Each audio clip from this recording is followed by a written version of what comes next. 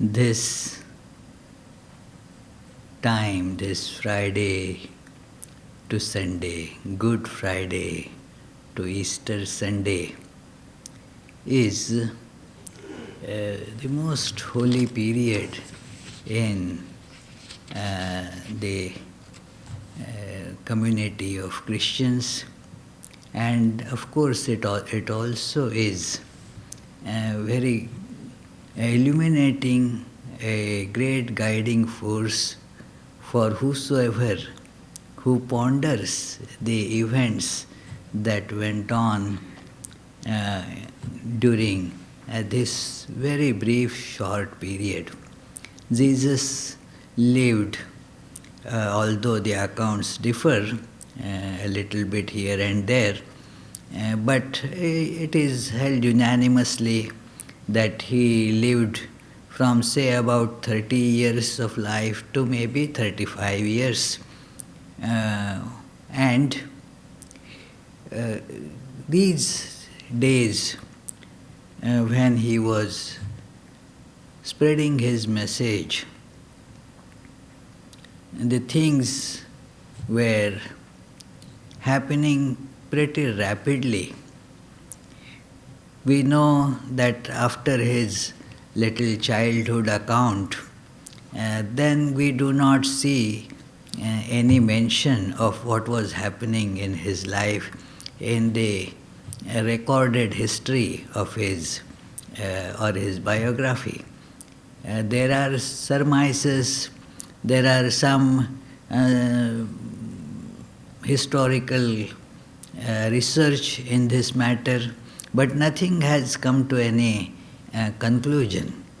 That some say, well, he spent that time in India, and they point out some places where there are some records. Some others say he went to Tibet, and some say he went to Kashmir, and many other things. But none of these records have any conclusive that evidence that Jesus really went there. But then he comes and starts preaching the message. And all that lasted for a very, very short time, and maybe about a year or so. Again, the historical accounts are somewhat vague. Even the four Gospels, they have different accounts of different episodes, and that is to be expected also, because all of these Gospels were actually written down many centuries. Finally, it took quite a couple of centuries before they got this shape. So the difference is quite natural.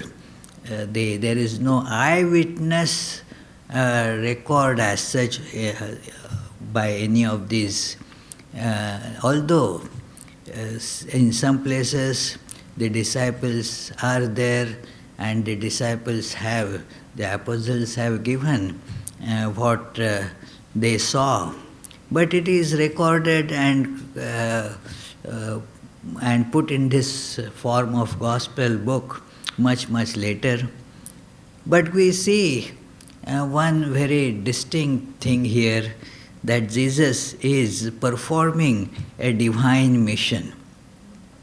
He is going according to the scripture, and we say going according to the scripture, but then he is following the script of the scripture, like an enactment of a play will be following whatever is the script of the play. So, in a script, suppose there is written that a murder will happen at this particular point, then the actors don't have much choice but to go along with what is written in the scriptures. In the middle of the acting, the actors cannot say, no, I don't like this script, and why should I get murdered, let somebody else know. It is, they, according to the script, the things have to go on. And even though it appears at many places that this cannot happen, it is not believable, and yet it happens because that is how the script is. So, on this Good Friday, many things are unfolding. All the 12 disciples of Jesus have come kind of together. In between, then, after they are all together, Jesus starts telling them. In between, one of them leaves, Judas, he leaves, but till then these all 12 and Jesus 13th is together. That is one reason that many say that 13 is considered inauspicious number, because this was the day when the 13 were together, and that led to the arrest of Jesus and the crucifixion and all that. So the day, that is 13 number, is therefore considered inauspicious. Maybe there is other reason, other anecdotes also, but this is given as one of the anecdotes why the number 13 should be considered as inauspicious. Personally, I don't consider it inauspicious or anything, but that is how many say that, well, that was the day when all 13 of them were together. He had chosen his 12 disciples, although he was preaching to all. There were not many people who would take his message, absorb it, and become then the distributors of it. When a factory is producing some goods, different items are being produced, they do not go directly to the retail buyers. They have distributors, and the factory goods are sent to those distributors. From those distributors, then they go to the retail shops and finally to the final purchaser. So these 12 were, so to say, the distributors of Jesus' message. So therefore, he collected them all and then gave them this wonderful message. Now they had, of course, wonderful spiritual qualities with them to absorb this message. But they have to go again by the script too. So, as the script is unfolding, we see, in spite of their tremendous spiritual capabilities, look at their renunciation. They gave up everything. As Jesus saw these two fishermen, hey, come on, drop your fishing net, I will. And then they did not even think twice and just followed Jesus. So likewise, all these disciples came to him, giving up everything else in their life. And as they came, Jesus, I am reading, mostly today I will read. I am reading very little from Luke, and mostly then I will read from a very detailed account of the Apostle John. So, it is the day of unleavened bread, the Passover. Jesus sent Peter and John with these instructions: go and prepare for the Passover supper. And then they found out a place. I am not going into the details of it, but he had told where you will go and how you will find it. And he told them that this is the last supper that he will be having with them. After this, Jesus will not be eating bread, he will not be drinking wine, except in the heaven with his Father. So, on earth, this is going to be the last meals that he will be having, and he says that how have I longed, and I am quoting from Luke 22, that it is, how long I have how I have longed to eat this Passover with you before my death. For I tell you, never again shall I eat it until the time when it finds its fulfillment in the kingdom of God. Then he took a cup, and after giving thanks, he said, take this and share it amongst yourselves. For I tell you, from this moment I shall drink from the fruit of the vine no more until the time when the kingdom of God comes. And then he took bread, gave thanks, and broke it. And he gave it to them with the words, this is my body. This is according to a tribal custom in those days, that when you admire somebody, now you want to get the wonderful qualities of that person whom you admired. So the way they thought that, well, if we eat the flesh of that person, because those qualities would be permeating the flesh, so if we eat that flesh, then those qualities also will appear in our lives, in our person. So it is, as they say, that you are what you eat. So suppose we eat a holy person's body, that will make us holy. That because we are what we eat. So that is a slogan. I saw a big sign long back in Boston that don't eat nuts because you are what you eat. So it is. It is. So, but this custom, Swami Vivekananda mentions that how this idea of the body and blood of Jesus has come up. It is in the quite common at that time in the tribes that, well, if somebody that you admire a lot, how to get all those qualities, they will be in the body. Now, instead of therefore telling them that have this symbolism, that this bread is my body, and this wine is my blood. Take this. So, but mark this. And here is all the script. They are all very devoted disciples. But then they are human beings. They have to act according to the script and see that ultimately Jesus is crucified and then resurrects, and this becomes the great vehicle to spread his message. So he said there that my betrayer is here, his hand with mine on the table, for the Son of Man is going his appointed way, but alas for that man by whom he is betrayed.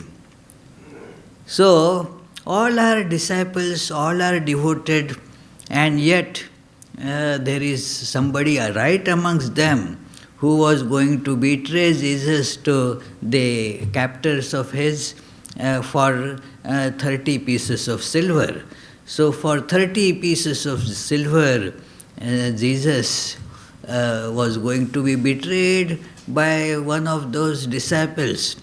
And the disciple asked in other, not in Luke, it is not there, but that who is that? I am? Well, Jesus did not identify who is it. But then Judas went out from that meeting there. Then again when they saw that Jesus is going to now pass away, this in Luke this description is there, that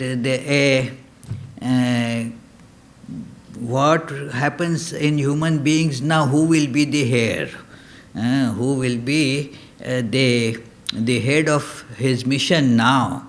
So, before even Jesus said final goodbye, then a jealous dispute broke out, who among them should rank highest. But he said, in the world kings lord it over their subjects, and those in authority are called their country's benefactors. Not so with you. On the contrary, the highest amongst you must bear himself like the youngest, the chief of you like a servant. So, this is the message that Jesus gives, that who is the highest has to act like a servant. Lord, the leader is the one who serves, not one who dictates. So, after this, the event started unfolding. He told Peter, not exactly, because Peter was telling, I will never leave you, may all others leave. The Simon Peter, he said, I am going to stick with you, I am not going to leave you. But this I is the culprit, I am not going to leave you. There is this lurking I there. And so, this I is not having much power. We can determine that I will do this, I will not do this, but this I is after all a slave. And so, in spite of all this determination, it is, Jesus tells him, well, the crow, this rooster will not crow before you deny me thrice. In some accounts it is like the rooster will not crow twice before you deny me thrice. But here it is that the rooster will not crow until you deny me thrice. And he vehemently denies, how can I? Well, but that is how the ego that we say that, well, I am so devoted to you. And yes, that certainly shows the intentions, that certainly means that you are devoted in normal circumstances. But then this I is very flimsy. You never know in what situation it will take another turn, because it is again as illusory as the body and mind. This little I is always, that is how the Buddhists have nicely proved it, that this little I has really no existence of its own by except by the surroundings, like the space in this room, in this hall, is, well, what is it? It is the walls and all that determine this space. Otherwise, the space in the hall is not anything different. It is determined by these walls, and these walls again are moving. How they are moving, because earth is moving, so these walls also are moving, and so this space also is moving. So also this conditioned self, it does not have much standing. So to make this clear, Jesus says that, well, before the dawn you will deny me thrice. And then this is the Friday, and the greatest message, his last message is being given, and I am reading from John. I am the real vine, and my Father is the gardener. Every barren branch of mine he cuts away, and every fruiting branch he cleans to make it more fruitful still. You have already been cleansed by the word that I spoke to you. Dwell in me as I in you. No branch can bear fruit by itself, but only if it remains united with the vine. No more can you bear fruit unless you remain united with me. That is how our life becomes a shining life if we are connected to God. And that is the source of power. Without that, we are powerless. It is like these nothing, no, none of these bulbs will give light if they are not connected to the electric wire. The moment you snap that connection, although the bulbs are all fine, none of them will shine. So, when we sometimes consider that, well, I am a little being, what can I do? I don't know anything. And sometimes we say that, well, who am I? I am such and such, I can do all these things. Both of these really are deceptions. When we are connected with God, the power of God starts working through us. When we are not connected, then what power do we have after all? We have no power. So this is a wonderful idea that we have to remember, the presence of God in us. Many times this idea is not very much preached in Christendom, the presence of God within us. It is the indwelling nature of the divine. I am in you and you are in me. That is a very important idea you see in Vedanta. The all-pervading nature of God as well as the indwelling nature of the divine. And both these things are important. So, he says later that I am reading only a few parts, although the whole description is wonderful. I have told you all this to guard you against the breakdown of your faith. They will ban you from the synagogue. See, when Jesus was to be captured, he and so whosoever also was his companion, they all will be subjected to harassment, to disbandment, to torture, to crucifixion, all that. And that did happen.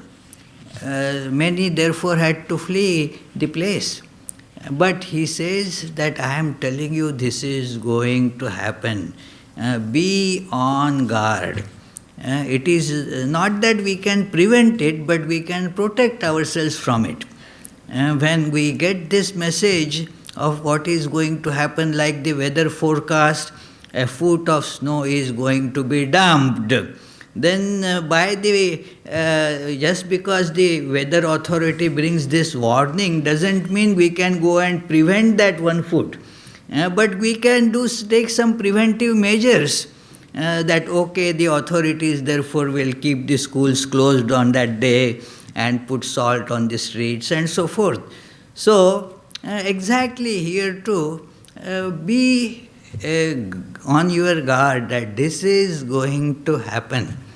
And he knows the script, so he is telling this, that this is going to happen. You may not believe right now that this will happen. How can this happen? But yet, this is in the script, so it has to happen. They will do these things because they do not know either the Father or me. Ignorant people. So, naturally, all these ideas, these things, wrong things we do because we are ignorant. we do not know. Either they do not know Father, they do not know me, and therefore they will do all these things. Because of ignorance, we commit sins. Swami Vivekananda was so emphatic about it, that it is the ignorance that really makes us commit wrong actions. In ignorance, we feel that the source of satisfaction is out there, and so we try to get that from there. And then, naturally, in the pursuit of that, we commit many wrong things, ultimately lose peace and happiness both. So, when the knowledge is there, the situation is completely different. We won't go for it. It is as we will not go to take money if we see that the dollar bills are really fake. They are not real dollar bills. We will not run after to collect them. So, we run after these things and try to eliminate other people in our competition for this purpose, because we do not know the divine. Then he continues the message, and he says that for your own good I am leaving you. The whole life of Jesus is this message, and a part in this life is this death also. And the physical death was a necessary aspect in the spreading of this message. In this whole idea of living, the death is a very critical segment.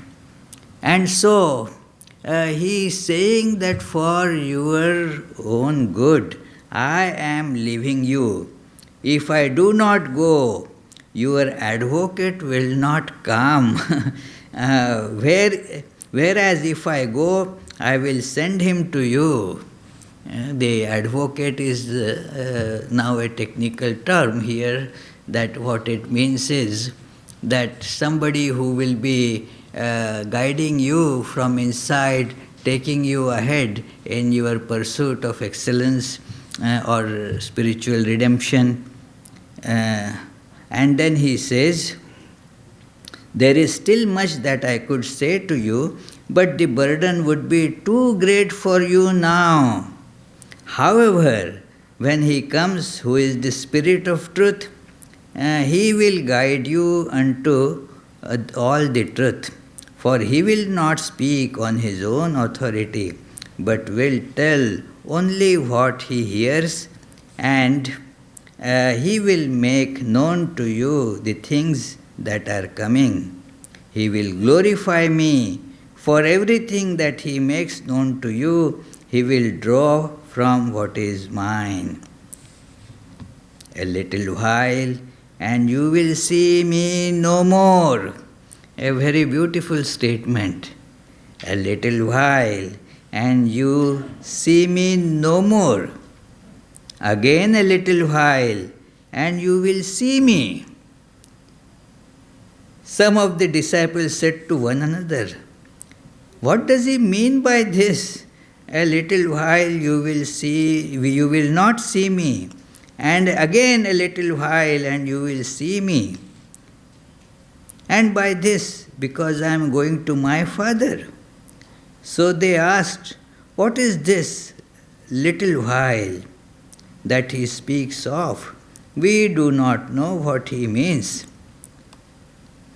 Jesus knew that they were wanting to question him and said, are you discussing what I said? A little while, and you will not see me, and again a little while, and you will see me. In very truth I tell you, you will weep and mourn, but the world will be glad. But though you will be plunged in grief, your grief will be turned into joy. So, and he gives the example of a woman who is now expecting a child to be born, and therefore going through that pain, the labor. But then that pain is there, it then gets converted into joy when the baby is seen. So likewise, it will be in your case. And with this, then the event started happening. He was captured, and as soon as he was captured, till then Judas didn't realize what he was doing. And then when Jesus was captured, and then he realized what he has done, the moment of that forgetfulness of being such a devoted disciple to him, he forgot that and went to get those 30 pieces of gold. But then he threw away those 30 pieces of gold, returned them, that no, please leave him. But they are not going to leave him. So, and they did not take back those 30 pieces of silver either. So then the story goes that he put it to that place for the graveyard, but they also called it, this is blood money and so forth. So whatever it may be, but Jesus looked up in the heaven and said, Father, the hour has come, glorify thy Son, that the Son may glorify thee. That it is, although he was going, he was going to be crucified after some kind of a mock inquiry, and he was going to be tortured, humiliated, and crucified.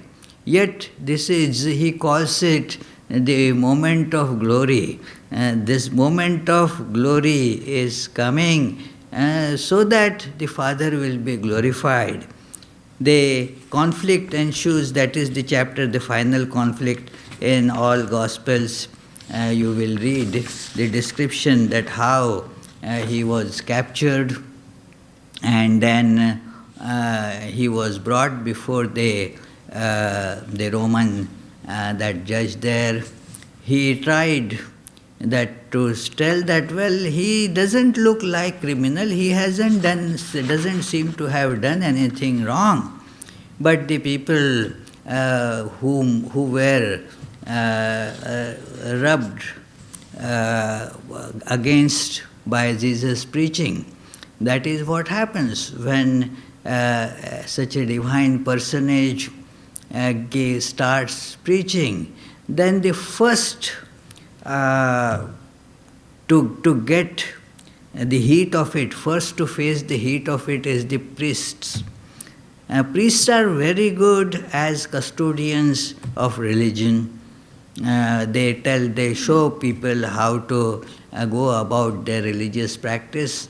But when they become selfish, as the human trait is, then they try to preserve their spatial status and try to deceive people so that people will be their slaves. So this happens therefore that when such a teacher comes, these priests, their interest, they get hurt, and therefore it was the establishment of the religious authorities there. They wanted to eliminate Jesus from this because their interests were hurt. That is how the good and bad in the world gets decided. That a person who hurts my selfish interest, that person becomes bad for me, and then all sorts of blame is heaped on that person, and so that, as they say, that give the dog a bad name and then shoot it. So you get some moral stance to eliminate that person.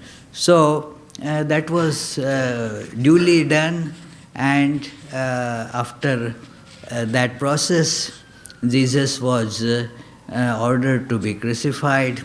Then the things, went on.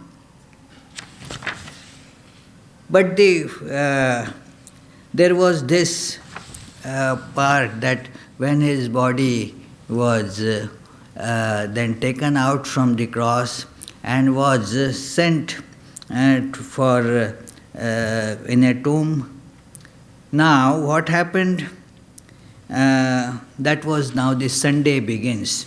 This whole process took place on Saturday, and now the Sunday morning, while it was still dark, Mary of Magdala came to the tomb. She saw that the stone had been moved away from the entrance and ran to Simon Peter and the other disciples, the one whom Jesus loved. "They have taken the Lord out of his tomb," she cried. They came there, and then after a while they saw that yes, the stone has been moved, and then they went away after seeing that nothing more can be done about it. We have to find out where it has been, the body has been moved. But Mary stood at the tomb, and she actually was the one who first saw Jesus again resurrected. The description says, "Why are you weeping?" Jesus said to her, "Why are you weeping?"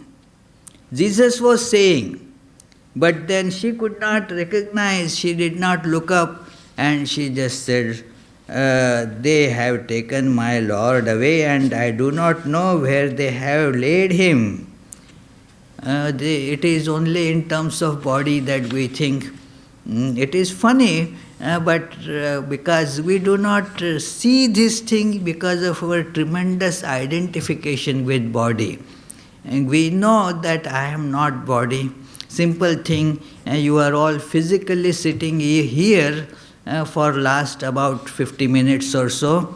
Are you always here? You can see that no, you were moving about, not where you were seated.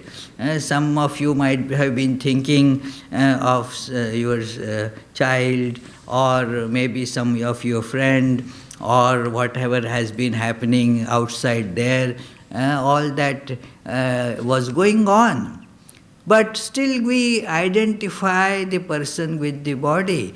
And so instead of asking that or saying that I do not know where Jesus' body, my Lord's body is, she says, "My Lord, where is he? So I do not see him. They have taken my Lord away. And where did they laid him?" Now it is actually, the Gospel says that on the cross he left his spirit. The Vedantists say that he left the body, because we are spirit. We are not body, so we leave the body. It is like when you came here, you left your car and got in, and not that you left yourself and the car got in here.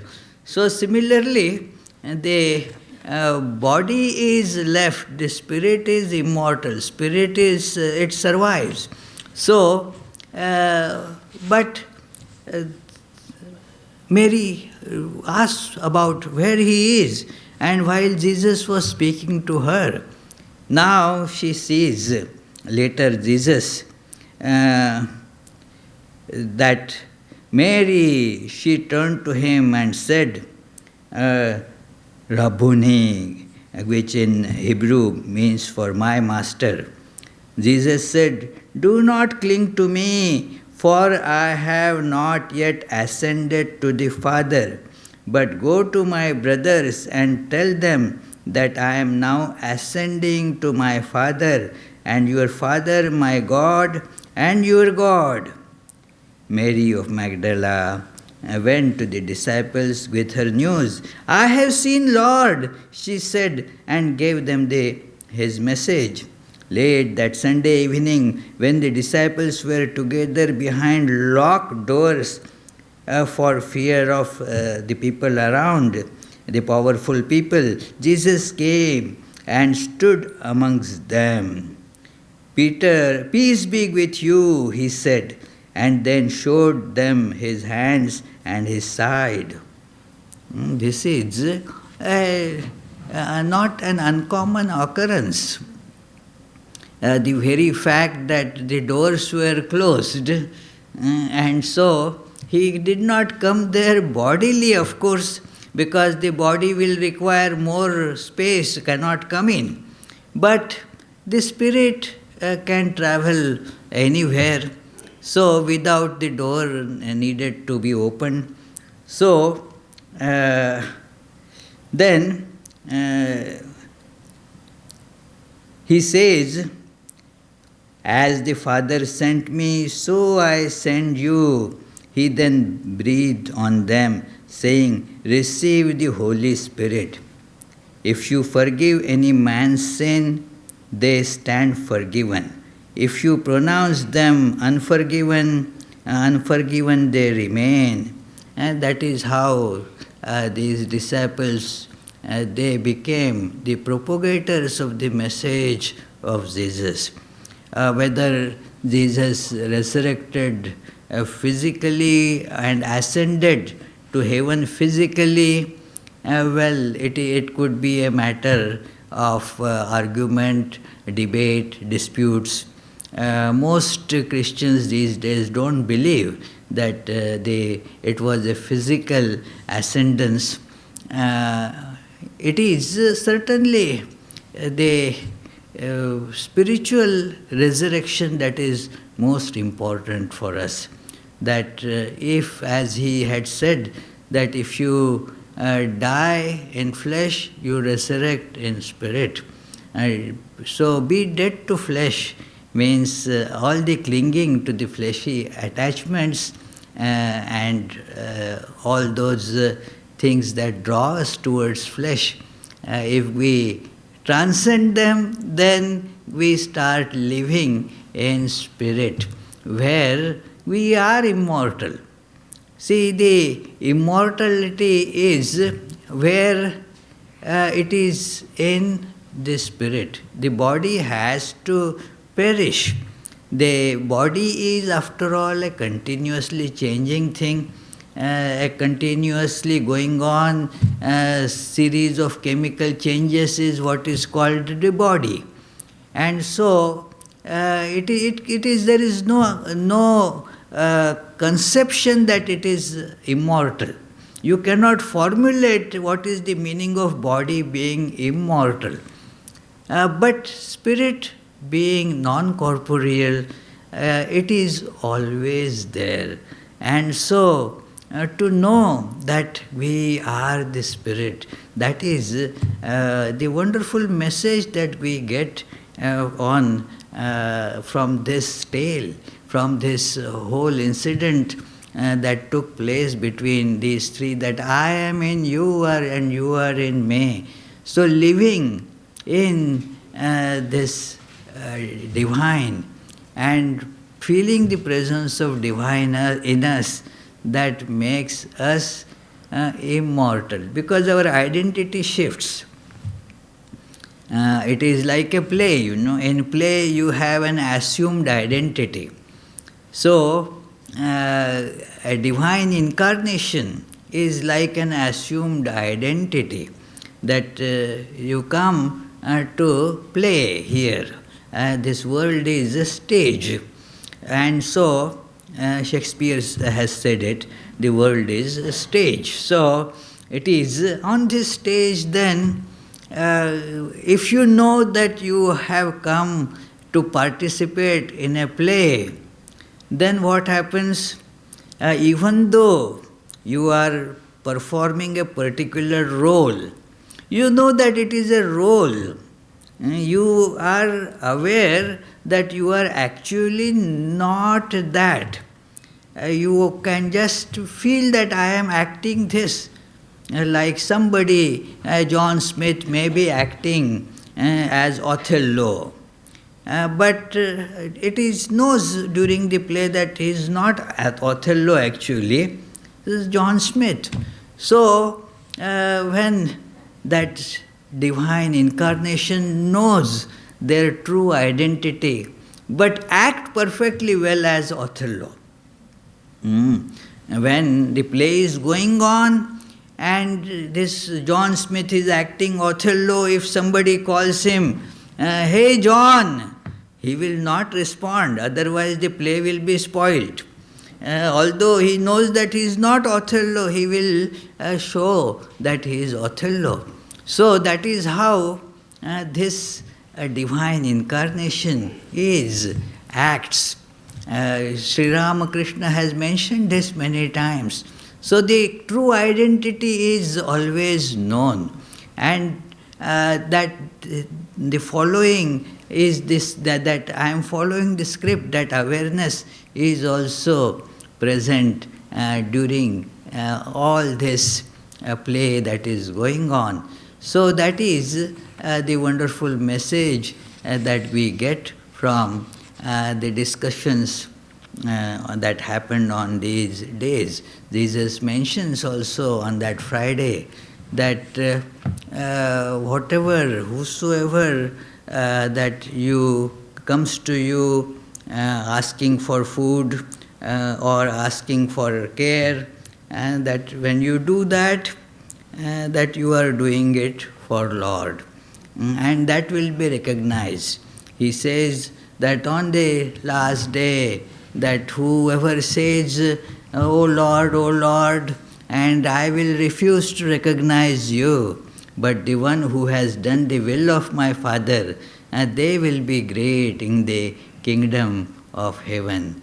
So let us today pray and take this message to our heart that yes, God is in me, I am in God, dwelling in God, learning to dwell more and more in God and not in flesh. That is the way to resurrection and immortal life. So let us pray that we get the strength and the inspiration to follow this message. Thank you, friends.